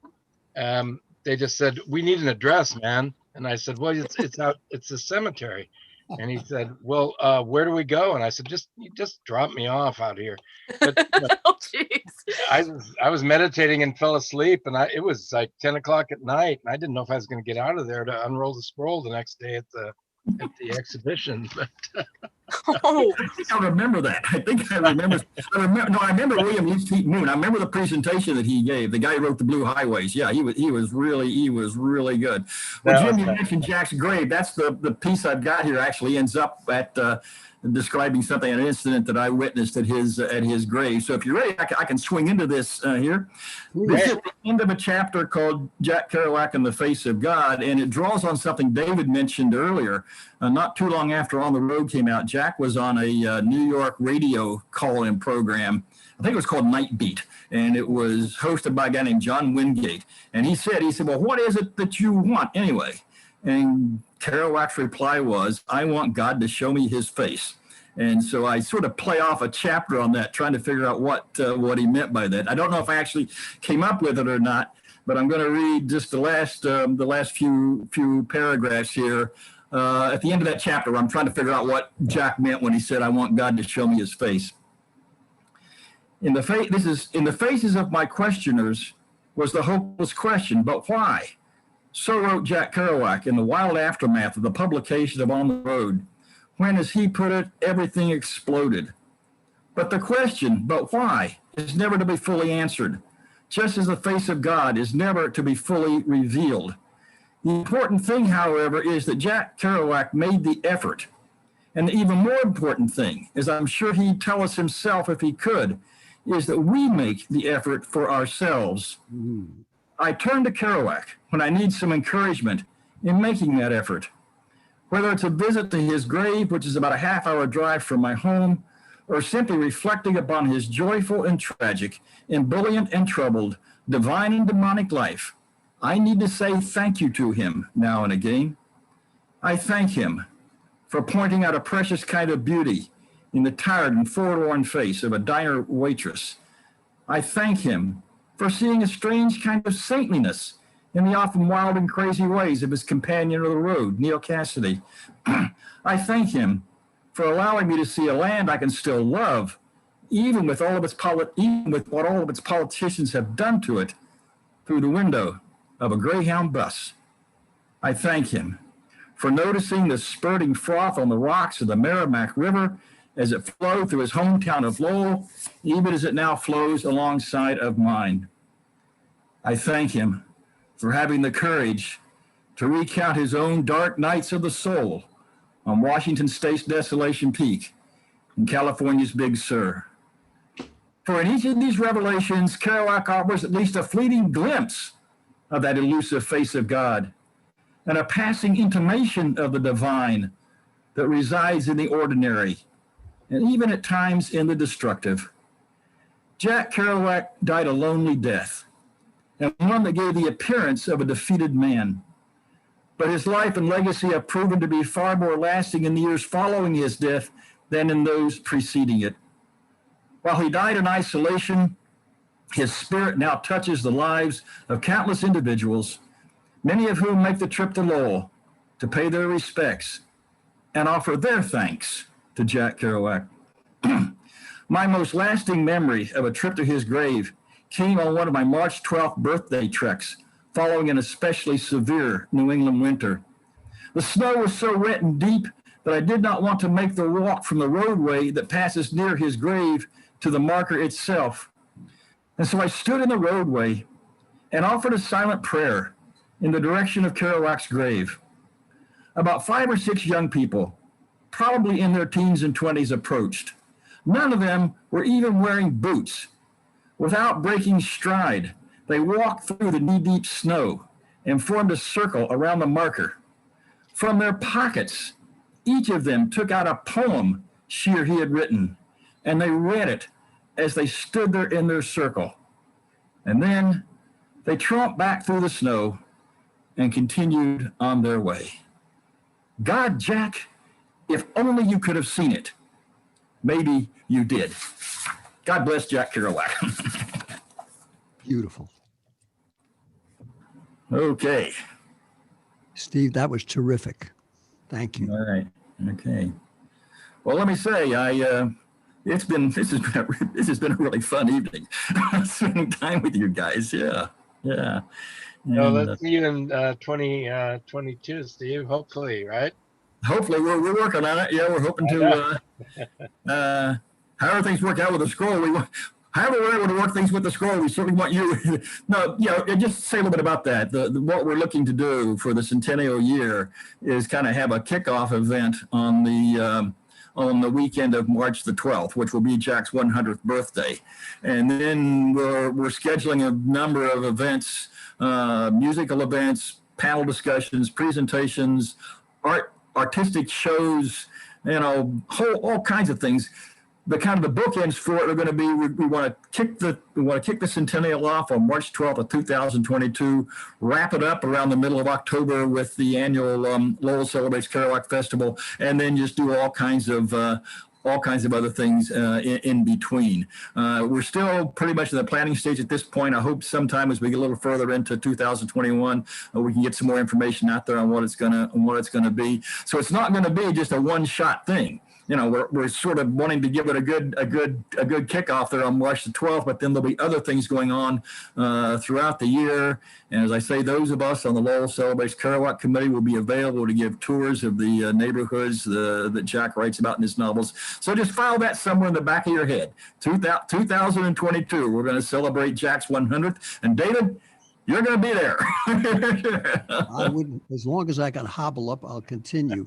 Okay. But who can tell us do they have a good Irish pub over there? Yes, yeah, very briefly, they used to have Oh, yeah. opening night at a place called Cappy's Copper Kettle. I've been there I came first in 1994, then I missed a few years, and I've been there, I think, 22 times totally.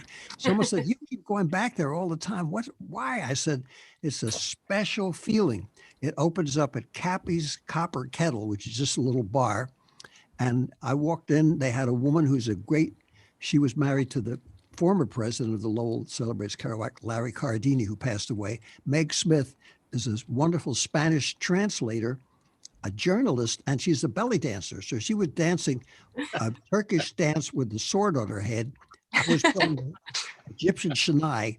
Behind us was a great big poster of Mickey Ward, the middleweight champion, great boxer. In the other room, a football game was being played at the bar. Somehow it all fit together, and that was the opening of Lowell Celebrates Kerouac. So for those of you who come there, if you see Steve Eddington or me, we won't be surrounded by bodyguards or people saying, you're not significant, get lost. Everybody is friendly. All of us who come there learn something from those who come there, and also from what we're told by people who were born and whose parents were born there, who show us things about this amazing city. And the festival itself honors the spirit of someone who came from there and shared that egalitarian, amazing, whatever the heck it is, spirit with us, and still does today. So we hope that you'll come. We thank you for being on the program. We hope all this, as Jack tried to do in fostering creativity with everybody he met, was to make all of you who want to write, sing, play, drive a car or a plane, make a good chair, be a home carpenter or a cook, or do anything, go ahead and do it. Try to be better than is expected and have a good time. And if you get any blessings, share it with other people. The full greed ahead syndrome has now hit its peak, and we're not ending with anything that attractive. So with all the suffering we're going through now, this is a good time to get down with the get down and get back to some basic stuff. And Jack Kerouac's books are, and always will be about that. So thank you for coming. And now I guess I'm supposed to accompany the wonderful Norton. I want to thank Pamela Dickerson, who put this all together somehow every week. Anthony Demarbieu, who also makes it possible for us to reach you. To the fabulous James Canary, keeper of the flame and keeper of the scroll. To our special guest, Steve Eddington, who brings that spirit with him every place he goes and makes you feel comfortable thinking about that. Also to Joyce Glasgow, old friend since 1970, whom I can see on the screen, and just everyone else who's involved in this. Is just a joy and honor. Dr. Harrison, John McDermott. Oh, I didn't even know they were there. Nelson, how are you doing, Doctor? Yeah, John McDermott's here. Judy Bassett's been here. So two of my Lowell Celebrates Kerouac compatriots. Thank you for being with us tonight. Thanks for coming. Thanks for coming. Steve, by the way, do you want to read a little bit from something else from Woody Guthrie? Because the end of the show, if you'd like to read, and Davey will play with you. If I had my Woody Guthrie book handy, I'd do it. Let's see if I can find something else in here. Uh-huh. All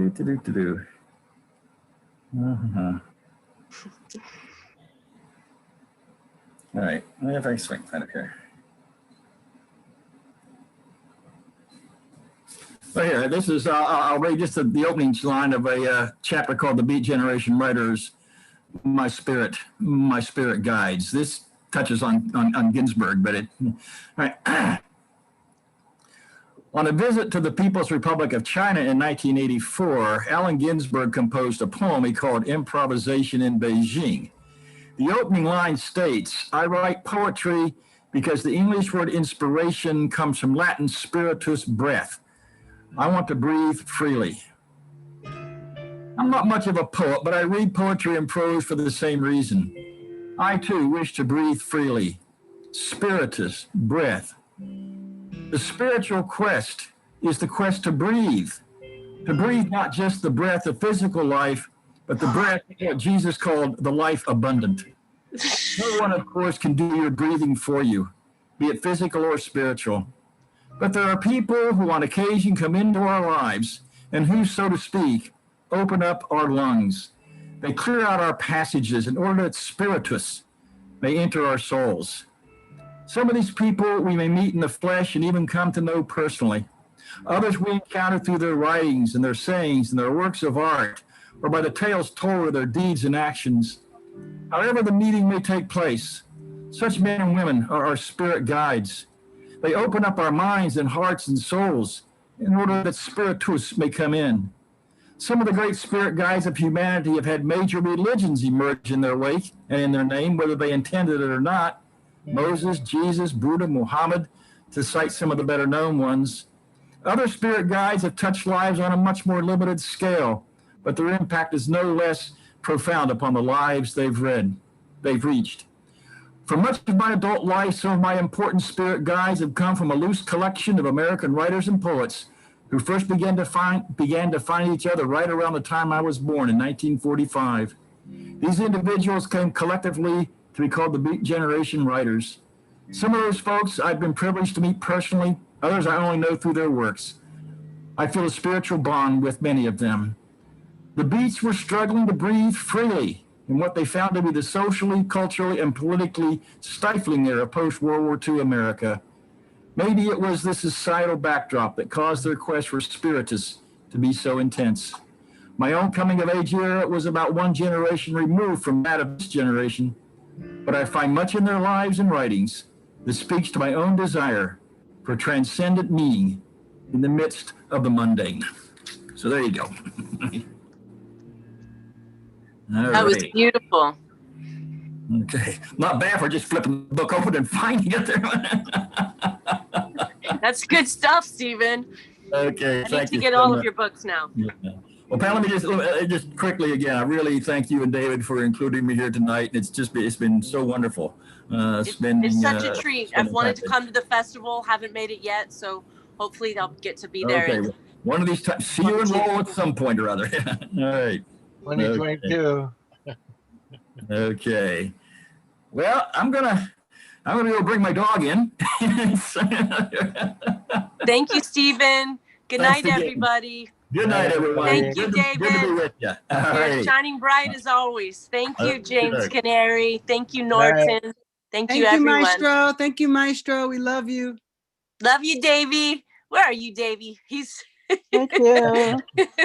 he's playing up a storm over